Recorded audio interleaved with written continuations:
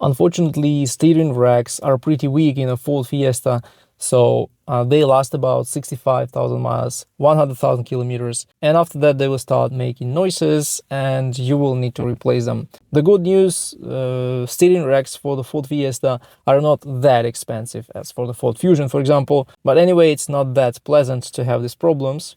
If you get steering rack problems before your car reaches 65,000 miles, 100,000 kilometers, it may mean that the problem is not with the steering rack, but with the steering column. It's a very, very common problem for the Ford Fiesta, especially earlier years, Ford Fiesta MK7. I mean, so the problem is that the steering column has the defective steering shaft, and this shaft loses the lubrication and starts giving noises and bumps, and it sounds just like you have the problems with the steering rack, but actually it's not. You will hear bumping inside the car, you will hear bumping near your feet, and this means that the problem is with the steering shaft. The faulty steering rack will give noises that resemble bad suspension. So you will drive on uneven road and you will hear some suspension noises pretty strong, and you will feel them on the steering wheel,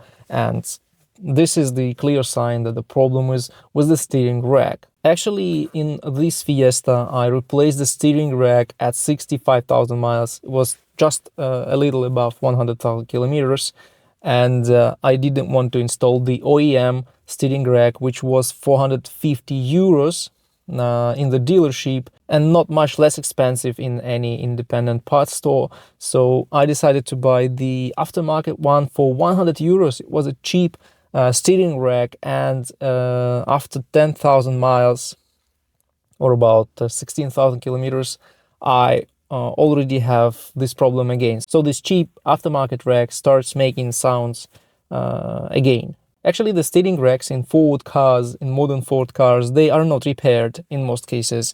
If it's not the rod, if it's not something small in the steering rack, and if the sound comes from inside the rack, it's 100% you will have to replace it. But buying the aftermarket one is a so-so solution, because you will probably need to replace it after just 10 or 15,000 miles.